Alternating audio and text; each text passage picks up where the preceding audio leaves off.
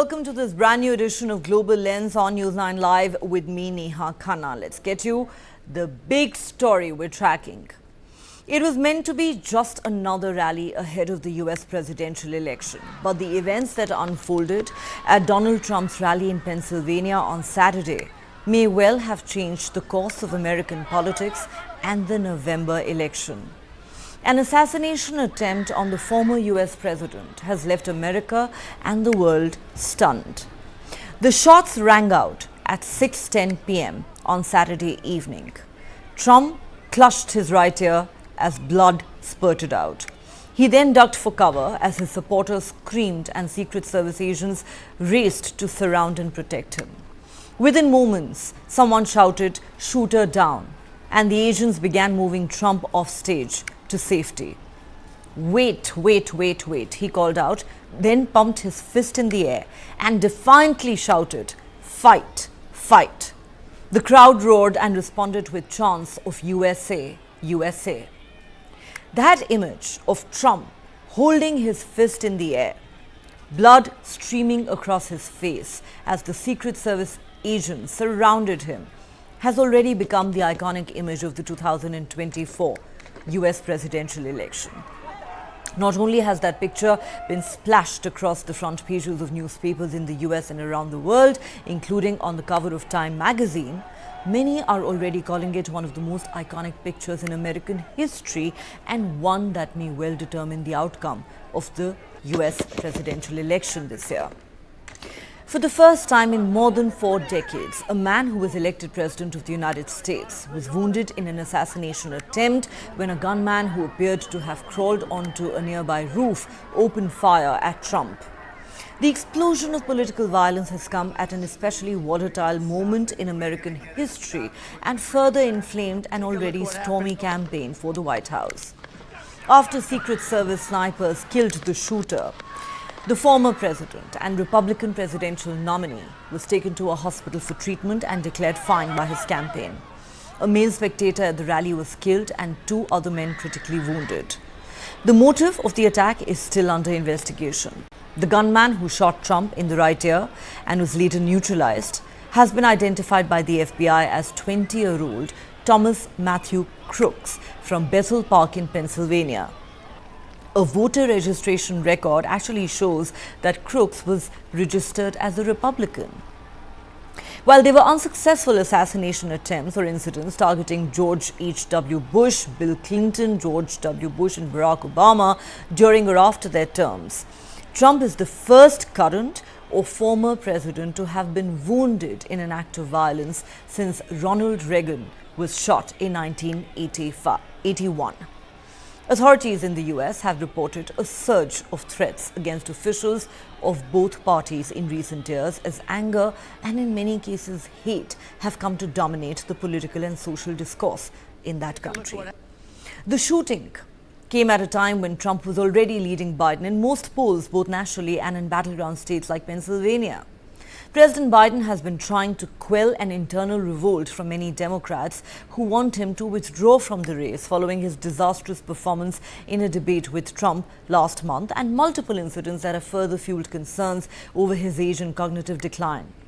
Now, after the assassination attempt on him, there are those who say Trump just won the election and is certain to return as president in a few months.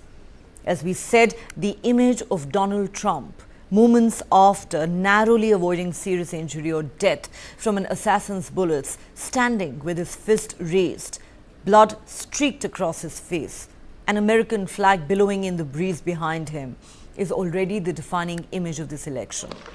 And the moment Trump shouted, "Fight, fight, fight," many of his supporters, who moments before had feared for their lives, began cheering. Needless to say, the incident has raised many serious questions about security in the US, with many slamming the Secret Service for its failure to prevent the attack, which could have been fatal, going by the visuals we've seen. Many say if a former president surrounded by heavily armed Secret Service agents is not insulated from violence, then how safe is an average American, especially at a time when the country is going through a highly volatile, turbulent and polarized phase? One can be pretty sure, though, that the dramatic moment when Trump was attacked, captured in scores of pictures and videos, will be the most talked about, dissected and debated issue in this entire election cycle. In a rare address from the Oval Office, President Joe Biden called on Americans to cool the temperature around political debate. He said, "It must never be a battlefield and, God forbid, a killing field. No matter how strong our convictions, we must never descend into violence." But that appeal from Biden has done nothing to lower the political temperatures. A bitter blame game is on, and numerous Republicans have condemned President Biden and the Democrats and accused them of creating a rhetorical environment conducive to violence. They point to dire warnings about the former president becoming a dictator and threatening democracy as examples of the overheated language that could inspire an assassin. In particular, they highlight leaked comments the president made in private to donors last week about increasing the verbal attacks on Trump's record and putting a bullseye on him. Trump's eldest son, Donald Trump Jr., has said they've tried to take him out in so many other ways. Financially, they've tried to throw him in jail. It's almost as if they would love for this to happen. In fact, he also said that after the assassination attempt, those on the left can no longer accuse his father of culpability for the 6th January attack on the US Capitol. If the Pennsylvania shooting diffuses this line of criticism by Democrats, then it's just one way in which it will have fundamentally reshaped this presidential campaign. While multiple conspiracy theories are doing the rounds on the social media, including one that claims the entire attack was staged, fact is Trump has won the endorsement of many Americans who may have been sitting on the fence thus far. The incident came just 2 days before the Republican National Convention was scheduled to kick off. It starts today in Milwaukee, and it'll culminate with Trump taking the stage to accept his party's nomination on Thursday night. Trump says his convention speech will now be wholly different from the speech he had prepared before Saturday's assassination attempt. He says he wants to use the incident as an opportunity to unite America. But can he really do that? Will he do that? Remember, politics of persecution and victimhood have defined Trump's entire campaign so far, being the central theme of his rally speeches and social media posts. Analysts say that message will land with new force after the former president and his crowd of supporters were sprayed with bullets. Trump's legion of fans, many of who support borders on near messianic hero worship, will have all the more reason to identify with the man who almost lost his life while standing before them. Trump's brush with death and subsequent acts of defiance will also fit in with the contrast his campaign officials have been trying to draw with Biden, with their candidate embodying rugged masculinity and strength while his opponent appears too old and feeble. Democrats have spent the past 2 weeks in anguish over their president's political future. Now they have new concerns. There are those who say it no longer matters whether the Democrats field Biden or someone else in the race. After Saturday's incident, they insist Trump is now a sure shot winner. Has the assassination attempt on Donald Trump completely altered the course of this American election? A day after gunshots rang out at a Trump rally in Pennsylvania, investigators are now digging into the past of this man, Thomas Matthew Crooks, as the suspect in what police call an attempted assassination. It's unclear how the 20-year-old managed to get close enough to shoot at Trump from a nearby rooftop with an AR-15 style rifle. The FBI says he acted alone. On Sunday, the police presence was heavy in Bethel Park, where Crooks is from, about an hour from the rally site. This video shows him at his high school graduation. Jason Kohler, a classmate, described him as a loner. I mean, he would sit alone at lunch. I mean, he was just an outcast, and you know how kids are nowadays, and it's honestly kind of sad. Like, I don't want to say this is what provoked it, but you never know. Crooks was shot and killed by the Secret Service. One attendee also died, a 50-year-old man that Pennsylvania Governor Josh Shapiro described as a hero. We lost a fellow Pennsylvanian last night, Corey Comparator. I asked Corey's wife if it would be okay for me to share that we spoke. She said yes. She also asked that I share with all of you that Corey died a hero, that Corey dove on his family to protect them last night at this rally. 2 other people were wounded in the shooting but are in stable condition. Leaders on all sides of the political spectrum have condemned the incident.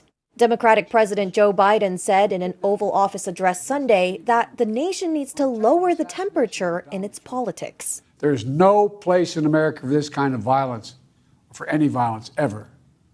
Period. No exceptions. We can't allow this violence to be normalized. You know, the political record in this country has gotten very heated. It's time to cool it down. We all have a responsibility to do that. It was Biden's third use of the formal setting of the Oval Office to comment on issues of major importance to Americans since he took power in 2021. Meanwhile, investigators say they still don't have a motive for the attack. I'm at the Trump rally and somebody just started shooting. What just happened? Johnny Palmadesa, a Democratic strategist, was at the rally on Saturday to get in touch with Trump supporters when shots rang out. Oh my God. I watched mothers shield their children from bullets. I watched husbands jump on their wives. I watched elderly people struggle to leave fast enough. Some of them practically gave up and decided, I'm just going to wait here because I can't get out right now. That's not okay. Trump is now due to receive his party's formal nomination at the Republican National Convention, which kicks off in Milwaukee, Wisconsin on Monday. On Sunday, the Secret Service said it was confident in its security plans for the event and was not anticipating any changes because of the shooting. My fellow Americans, I want to speak to you tonight about the need for us to lower the temperature in our politics. And to remember, while we may disagree, we are not enemies. We're neighbors, we're friends, co-workers, citizens, and most importantly, we're fellow Americans. We must stand together. Yesterday's shooting at Donald Trump's rally in Pennsylvania calls on all of us to take a step back, take stock of where we are, how we go forward from here. Thankfully, former Trump is not seriously injured. I spoke with him last night. I'm grateful. He's doing well, and Jill and I keep him and his family in our prayers. We also extend our deepest condolences to the family of the victims who was killed. Corey was a husband, a father, a volunteer firefighter, a hero, sheltering his family from those bullets. We should all hold his family and all those injured in our prayers. This is a national special security event. That designation is the highest level of security designation that the federal government can determine. So we are confident in these security plans that are in place for this event, and we're ready to go. It's been an 18-month process. We've worked together over that 18 months to develop operational security plans for any and all aspects of security related to this event. All right, so what fallout is this episode likely to have for American politics and the upcoming November presidential election? Let's throw this open to our panelists. Joining me on Global Lens tonight is Zinnia Behel, foreign affairs journalist, joining us live from Cleveland in Ohio in the US, and Dr. Rajan Kumar, professor at the School of International Studies at the Jawaharlal Nehru University. In fact, Professor Scott Lucas is also with us. He's a professor of international politics at the Clinton Institute, University College of Dublin. He joins us live from Ireland tonight. A warm welcome to all my guests. Zinnia, if I could begin with you. There is no doubt that a lot of Americans seem to now suddenly be rallying behind Donald Trump following the Saturday incident, the attempted assassination on the former president. The question really is, what happens next in this election campaign? As we speak, Donald Trump is in Milwaukee for the Republican National Convention. On Thursday night, he is going to be formally nominated as the party's candidate for the upcoming election. But do you believe, like many others do, that the assassination attempt on Donald Trump has significantly altered the course of this election? Um, well, that's a very interesting question, right? And I think that there was already growing support for Donald Trump post that debate, wherein we saw and we witnessed Biden's inability to perform and Biden's questions about his age and his cognitive abilities have constantly been called into question because of that debate, right? So since then, in polls itself, the support for Donald Trump has definitely soared. And post this event, there have been so many conspiracy theories about Antifa, about Blue Anon, about the Secret Service deliberately not protecting Trump, not providing him enough protection because the shooter was 400 feet away from where Trump was standing at the podium and delivering his speech to Republican supporters. So yes, we are living at a time when there is escalated political tension in the United States. It's a highly, highly polarized society. People are exposed to a lot of conspiracy theories and are using alternative sources for news. And because of that, because of the polarization and because of the different theories and because of what has happened, there's of course growing support, and the support for Trump is definitely soaring. And of course, on the other side, you have a candidate who's, Democratic candidate who's cognitive abilities, also the president of the United States, by the way, whose cognitive abilities are being questioned. So a simple answer to your question would be yes, but it's also an answer that has a lot of factors, including conspiracy theories, including the kind of political tensions that exist in American society today, kind of giving more fuel to it, right? Absolutely. And even though President Biden has called on both sides to lower the political temperatures, it's very unlikely that that's going to happen. On the contrary, there's a blame game that's already on, and a lot of Republicans are in fact directly blaming President Biden and the Democrats for their political rhetoric against Trump, which they believe has led to this episode. All right, let me take this to Professor Scott Lucas. Professor Lucas, we know that Biden was already trailing Trump in almost every poll following last month's debate with Trump. Many were questioning his cognitive abilities.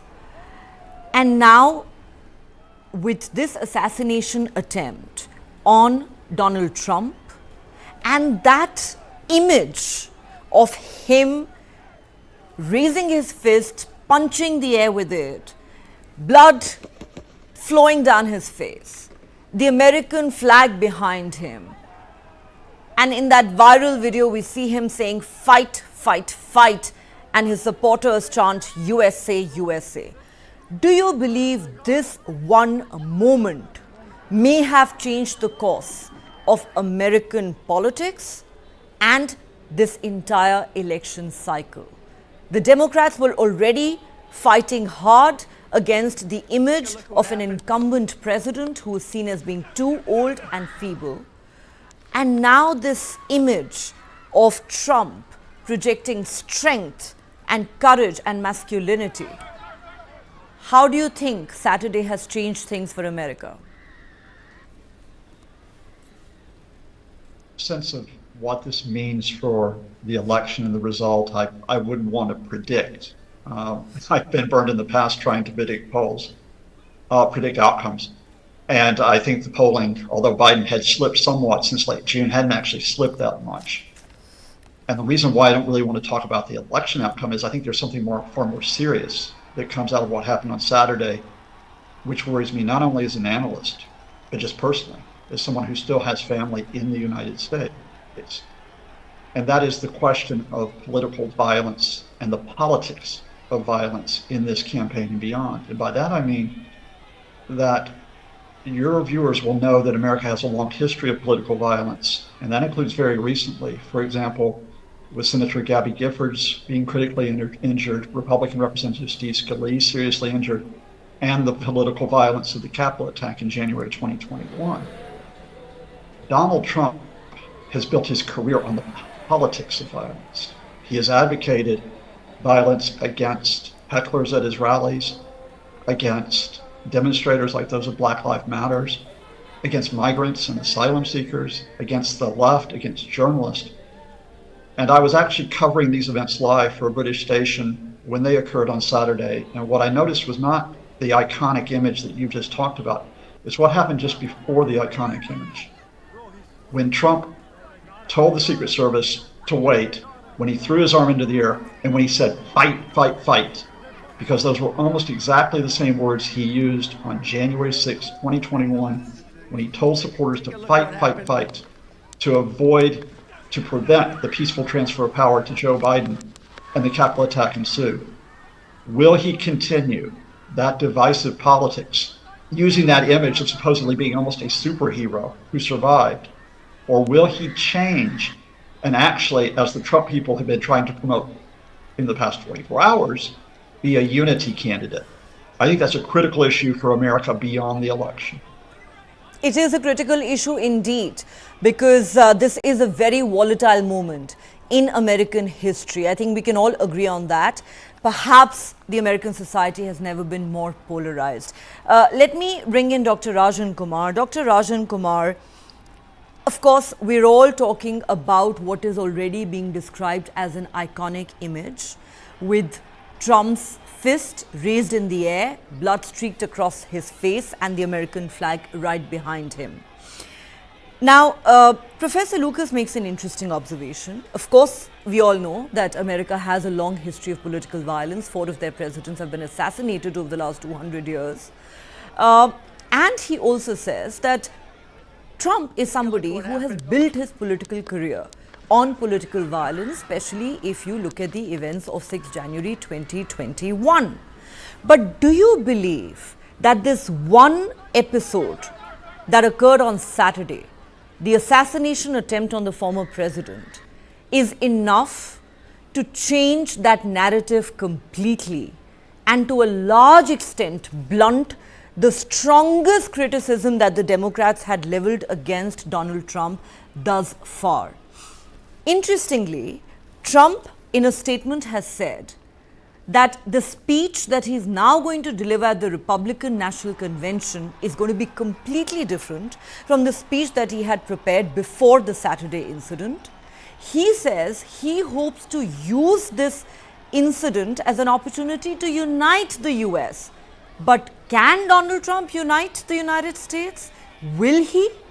Because many of his detractors accuse him of having divided the country like never before. But the question is that all in many ways a thing of the past now? Neha, thank you for having me here.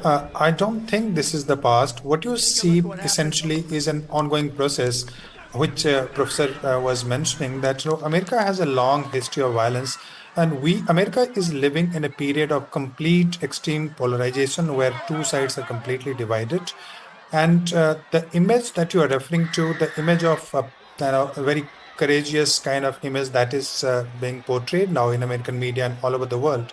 So that fits into the narrative of the Republican campaigners, where they say that Trump has always been a victim. He has been targeted first by the character assassination, then by the legal mechanism, and now the third stage, and probably the worst stage, where he is trying to be, the people are trying to kill him. So that narrative is actually gaining momentum, and this narrative definitely kind of endorses the campaigners or the Trump side, which says that he was a victim earlier and now he's a survivor. So this narrative completely fits into the Republican, the way they have been trying to portray even before the campaign. But as far as this particular issue is concerned, I see in three important perspectives. One is the motive of this the killing. As far as I understand, that this person was a loner. There is no conspiracy involved.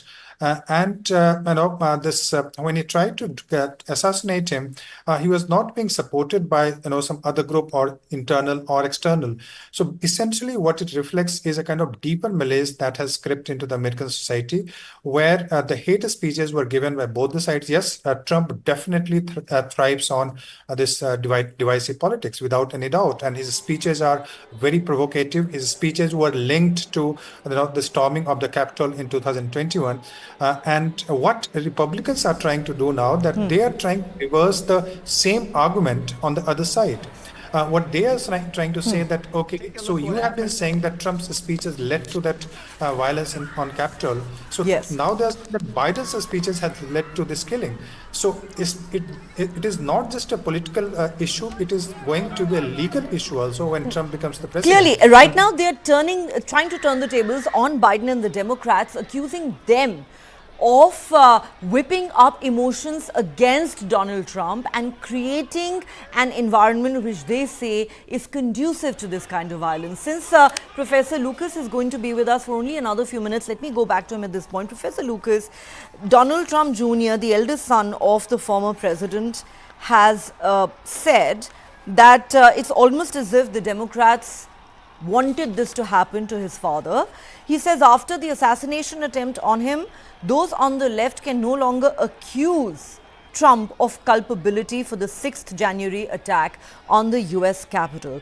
Do you believe the Republicans can successfully shift the narrative as far as 6th of January is concerned following this assassination attempt? And like we've discussed, politics of persecution and victimhood have been the central theme of Trump's politics and entire presidential campaign thus far. Do you believe that can change in any way going forward? And if I could ask you an additional question, there are some today who are saying it no longer matters who the Democrats field, Biden or somebody else. It's as if the election has already been decided and Trump is the winner. The election has not been decided. So the media should not fall for that narrative in any country 4 months before a vote. Will the Trump attempt to deflect from his politics of violence succeed if the media falls for it? Let me take your specific examples that have just been put up. The Trump folks, not all Republicans, a lot of Republicans denounced political violence, but the Trump folks tried to whip this up by falsely claiming that Joe Biden was actually calling for this type of violence. And I'll give you 2 examples of the disinformation that was circulated. First of all, they said, well, Joe Biden has called Donald Trump an existential threat to democracy, as if to indicating, oh, that means he advocates that Donald Trump should be eliminated. No, Donald Trump is a threat to democracy. That's a statement of fact. That is a statement of what he tried to do, overturning the 2020 election. That is a statement of what is at stake here. And secondly, they said, oh, well, President Biden said that he put a bullseye on Donald Trump. The exact quote is that President Biden, who was speaking to the U.S. media, said they needed to focus on Trump. They needed to focus on his own issues, his criminal behavior, his position on the issues, rather than just keep talking about Joe Biden's age. Biden said, you need to put a bullseye on him. Now, the Trumpists ripped that quote out of context. And that's what I mean by the politics of spectacle, disinformation, diversion. By all means, let's have a serious discussion about economic policy, a serious discussion, by the way, about gun control, a serious discussion about immigration, including immigration for Indians coming to the United States, about foreign policy. But that's not what the Trumpists want. It's not what they want. But I do agree with the other guest. What they have gotten is the event that allows them to divert from the issues, to present Donald Trump as someone who doesn't need to be held accountable because he's beyond accountability, having survived this. And now, the hero worshippers are treating him as a messiah and a superhero and somebody who, like you said, does not need to be accountable for anything. And they believe that he is someone who's entitled to a second term in the White House. Before we let you go, very quickly, Professor Lucas, Donald Trump has said, like I mentioned earlier, that he hopes to use this episode as an opportunity to unite America. This is a man who has thrived on divisive politics so far. Do you believe Trump is somebody who can actually unite a deeply divided America after this episode? In the last 24 hours, with the Republican National Convention starting, the Trump camp, not necessarily Trump, the Trump camp have been pulling back from their statements immediately after the shooting. I think they feared a backlash against them for being so confrontational. So that's why they projected the unity message. Do I believe him? Let me just remind your viewers of this fundamental. Donald Trump said quite openly, and in one case where I don't think he lied, should he win in November, when he gets to the White House on day one, he will act like a dictator. His words, not mine. Donald Trump said that on day one, he would seek retribution against his enemies. Not my words, his. So do I believe him when he says he'll call for unity rather than in the past, when he called his political opponents vermin? No, I don't necessarily believe him. Well, yes, all fair points. But the question really is, will all of that be forgotten? Will it still be an issue in the upcoming election? I guess your guess is as good as mine, but something does seem to have shifted since Saturday evening in American politics. On that note, Professor Lucas, thank you very much for joining me on the show. We also have Lisa Curtis, Director of the Indo-Pacific Security at the Center for a New American Security, joining us live from Washington, D.C. Thank you so much, Lisa, for joining us. We will come to you in just a moment after this very quick break on Global Lens. Stay with us.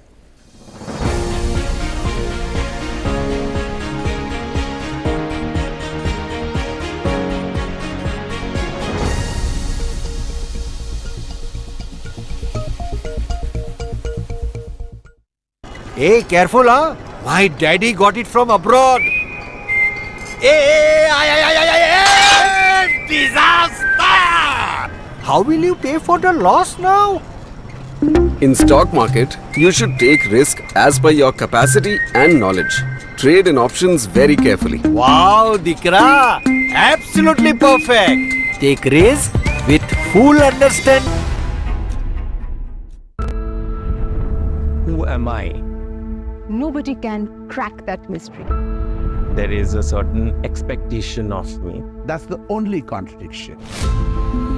Life itself is stranger than fiction.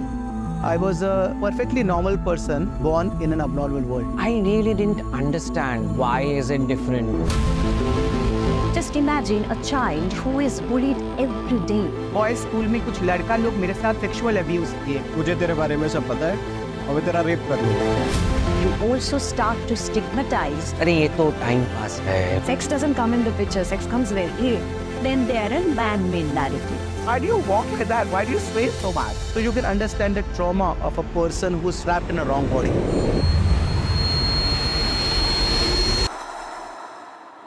But nothing can bind life. We have to reclaim the lost position. We fought for more than 10 years. Today I'm the mother of the industry. I'm a first transgender member judge. You can't walk in everybody's shoes. This is what I'm comfortable with. They just are what they are. You become the light yourself. That is the change that I was looking for. When I recognize myself is a small story, but it's an interesting one.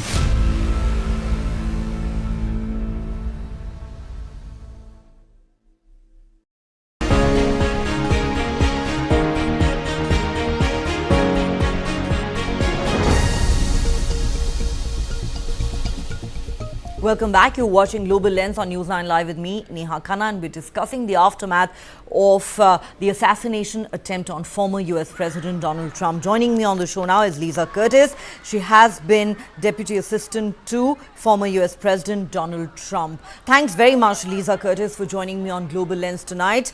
Let me begin by asking you the most obvious question.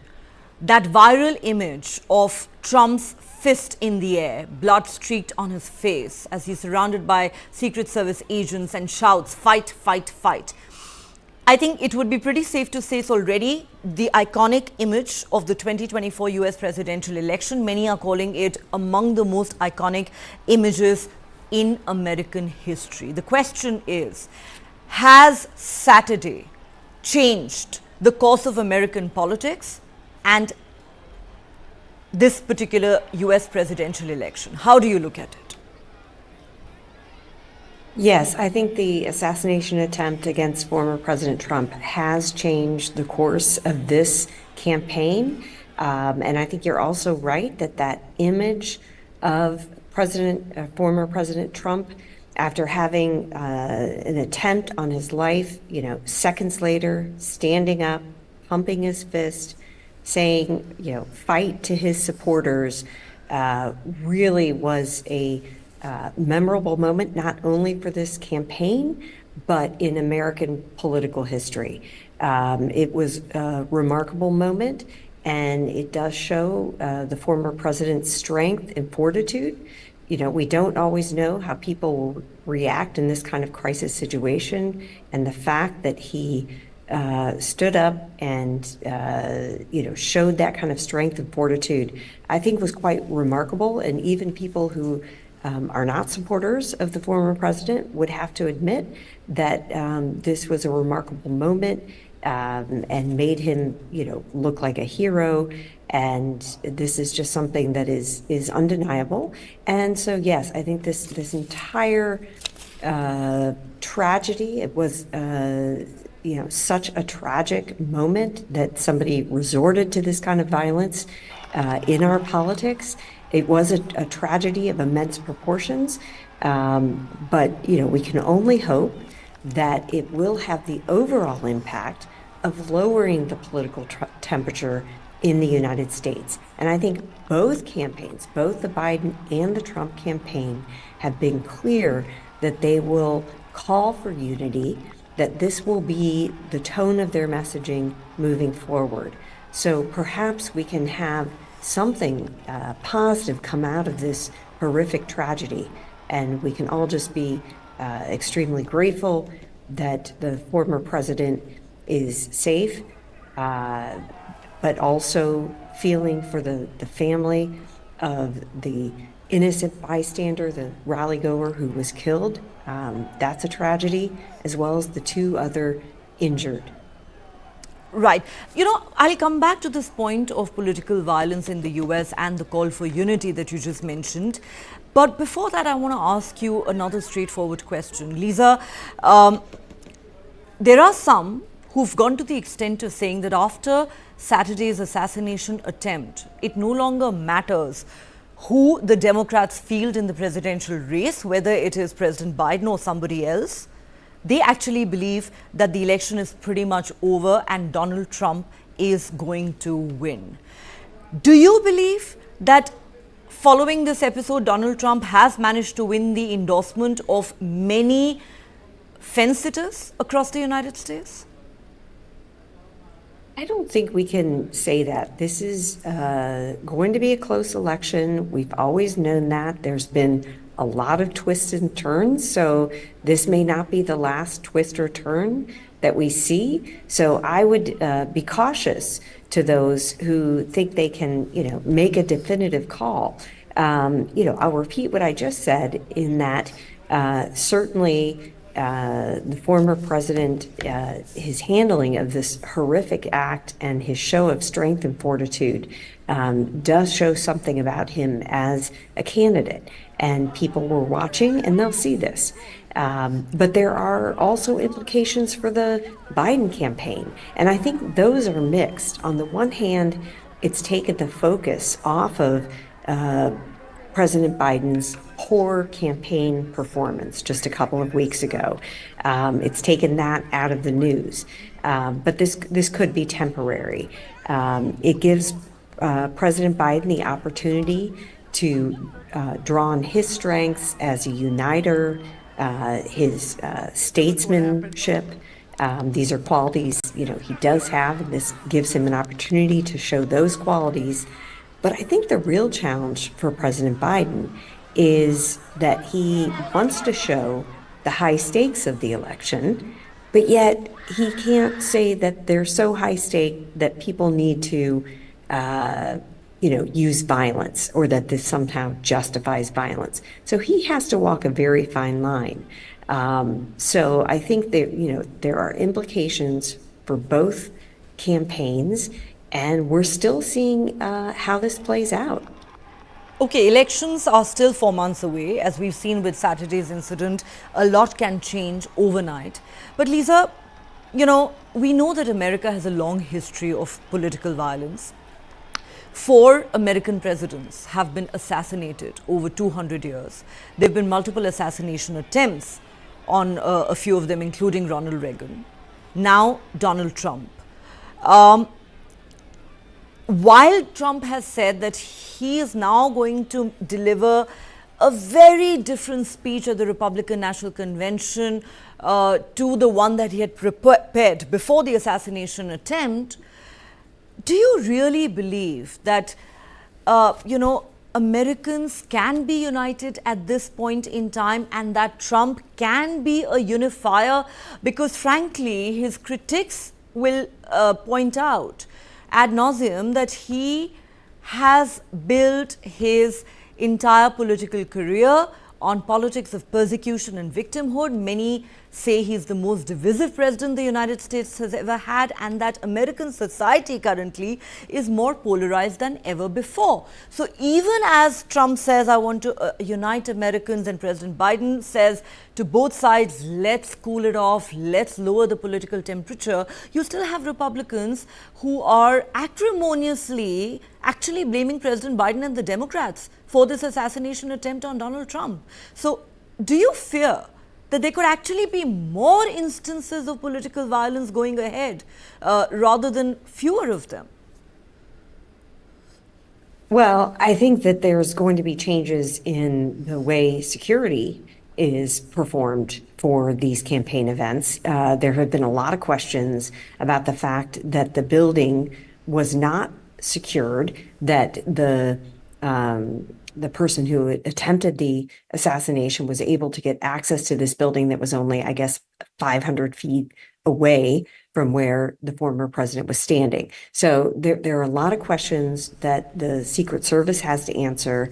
But I do think that this event will make the Secret Service step up security in every way, shape, or form, making it more difficult for any potential future acts of violence to occur at these events. But will this cool down the overall temperature? We have yet to see. But I think what's important here is that from the two leaders of both campaigns, they have indicated that they're committed to lowering the temperature. And the former President Trump has said that he was changing his remarks that he will provide at the convention. So, let's see what that speech looks like. But, right now at this moment, the leaders of the two campaigns seem to be committed to lowering political rhetoric. You are right that there have been some Republicans who have been blaming Biden's rhetoric on the assassination attempt. I think, this is something that's not useful. It's not helpful. And if the former President Trump, really is committed to unifying and to lowering the political rhetoric, he's going to have to get that message to his supporters and to the people who are supporting him at the highest levels. So this is something that's incumbent on former President Trump to get that message down to all levels of his supporters. I'm very glad you say that, because it's not just some Republicans. Donald Trump Jr., the former president's eldest son, has said they have tried to take him out in so many ways. Financially, they've tried to throw him in jail. It's almost as if they would love for this to happen.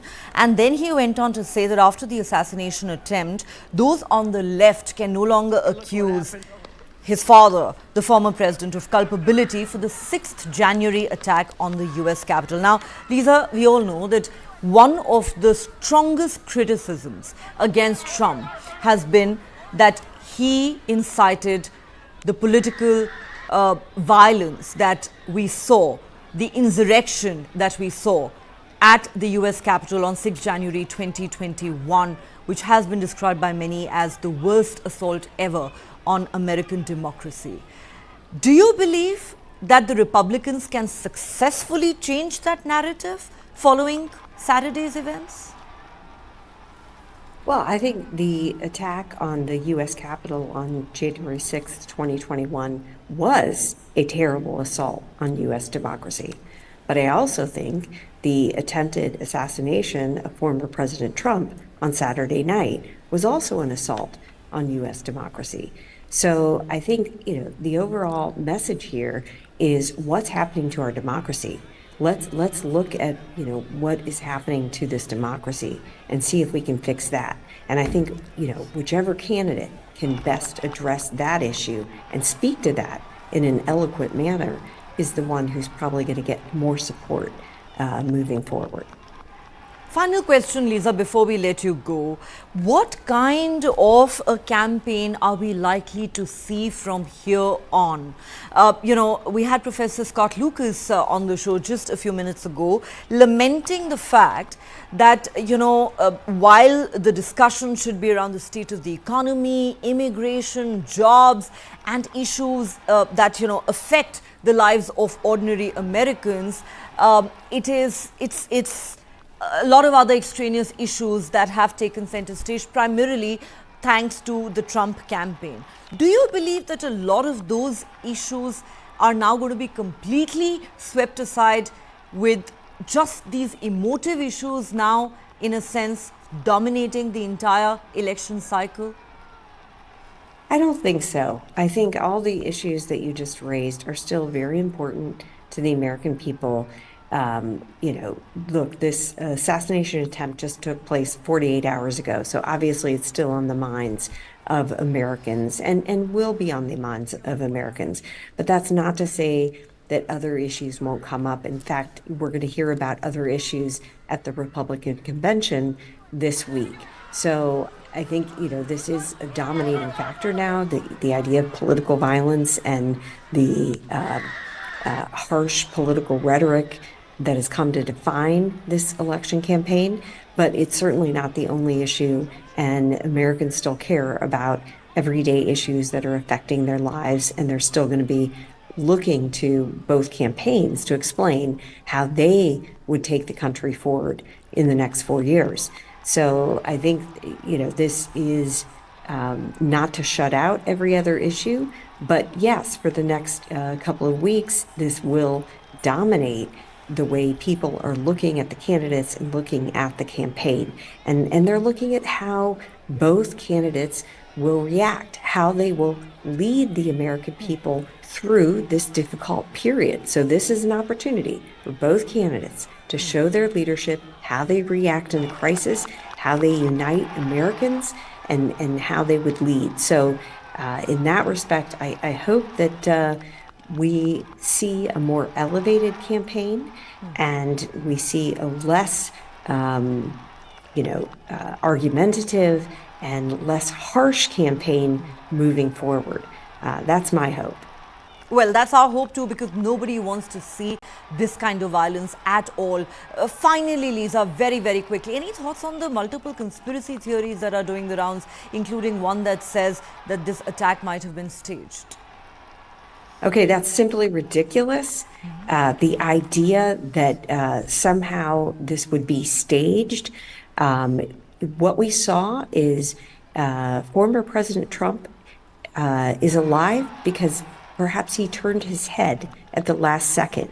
He was millimeters away from either being gravely injured or killed. So this is just a ridiculous conspiracy theory that needs to be quashed immediately. It's not becoming of the American public and America. And I think the true leaders in the country recognize that this is a ridiculous conspiracy theory. Well, we certainly hope, whichever way this election goes, there is no further political violence in the United States of America. Thanks so much, Lisa Curtis, for joining us and sharing your perspective with us. All right, let me now go back to Dr. Rajan Kumar at this point. Dr. Kumar, thank you so much for waiting patiently. We had to let Lisa go earlier, so we needed to make you wait. My apologies for that. If I could just come back to you at this point, how do you think the next few weeks are likely to pan out in American politics? Later this week, we're going to see Donald Trump accept the formal nomination of his party for the US presidential election. Do you believe he has it in him to actually unify the country for the first time? I think not really. Trump is not a person who can be a uniting figure, not at all. In fact, when he says that he'll unite the country, what he means is that he'll unite Republicans and plus all the swing voters who are not decided.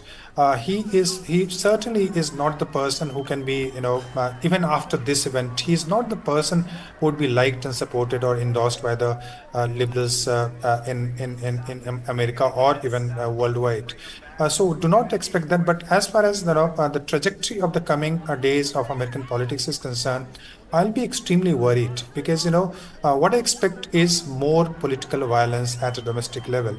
The reason I say because Trump is endorsed by Proud Boys and very hardcore extremist right-wing organizations, and they are not going to take it lightly, and they are also not under the control of either Republican or Trump. So what I see that it might lead to more political violence in America.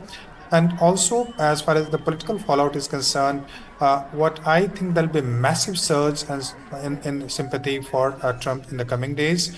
In the 6 states which are known as the swing states in America, the large number of voters from 10 to 15% who are undecided. So they will now start supporting Trump. Trump has emerged as a warrior. He has emerged as a survivor. He has emerged as a courageous person.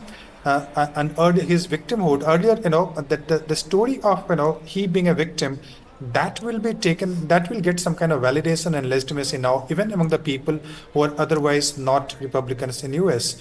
So what I expect that Trump will dominate, while on the other side, contrast Trump with President Biden. He appears somebody who has issues with his cognitive abilities.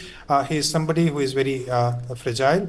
He is somebody who cannot protect either America or even American former president. So the logic is actually going to work against Biden. And I'll not be surprised if Biden decides to step down in the Republican convention, in the Democratic convention in Chicago or earlier. But what I expect in the Democratic side, there's a lot of confusion, chaos, and indecisiveness in that side. So in my view, the situation clearly favors Donald Trump at this moment. We don't know what will happen after a few months, but at this moment, it is clearly advantage Trump. Well, certainly a lot could change between now and November, and you're actually saying that you would not be surprised if you see Biden stepping aside. Now, we know that for weeks now, especially since that disastrous performance in the debate against Trump, many Democrats have called on Biden to step aside.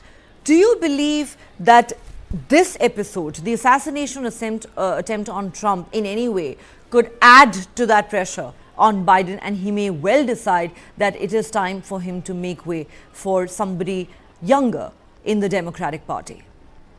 Without any doubt, in my view, now the campaign strategy of Biden is also going to change. Till now, the key focus of Biden campaign team was focusing on the character of Trump, because that was his Achilles heel, in the sense that he had issues with sexuality, sexual offenses, etc. And then he had this hush money trial going on. His earlier cases were totally not very presidential type. So now the focus would change now, because Trump has emerged as a kind of as somebody who is as a warrior, as a national figure, as a uniting figure, etc. So it would be very difficult for the Biden administration, for the Biden campaign team to attack directly Trump now. And even if the campaign team does it, that would not be taken very seriously by the American people. So in my view, this completely favors, this goes in favor of Trump without any doubt. And Biden team, although Biden is saying that he is going to continue, but now there is a lot of pressure on the Biden to step aside, because earlier also he had, Trump was leading against Biden, but now the margin is going to be much more. And Biden, in all his senses, it would be better for Biden also if he steps aside and gives it to somebody else.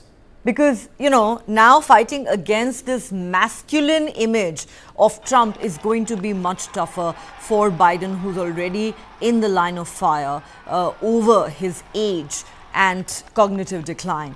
Therefore, could we see that change come as early as next month at the Democratic National Convention? Before that, it'll be very interesting to see what kind of a speech Donald Trump delivers at the Republican National Convention this week. Thanks very much, Dr. Rajan Kumar, for joining me and sharing your views with us on what has clearly been the biggest story of the week. I'd also like to thank Zinia Behel, who was earlier with us from Ohio in the United States, to talk about how America is viewing this big story, the assassination attempt on former President Donald Trump. Whichever way this election goes, most believe that this may just prove to be a turning point in this particular election cycle. Well, that's all the time we have on this edition of Global Lens. This is, of course, a story we'll continue to track very closely for you. Thanks so much for watching.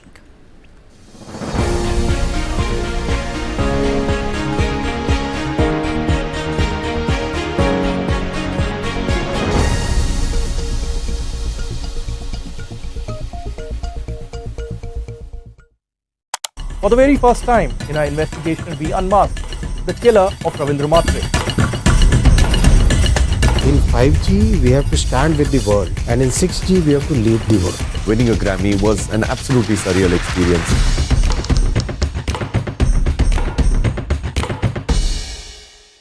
This is News 9 Live, India's only digital exclusive live stream. For the early adopters, bringing you the news 24/7. For the smart audiences on the smartest TVs. News 9 Live. Stream now on your smart TVs. Cooking is an act of love. The first act of love we receive from our mothers in the families.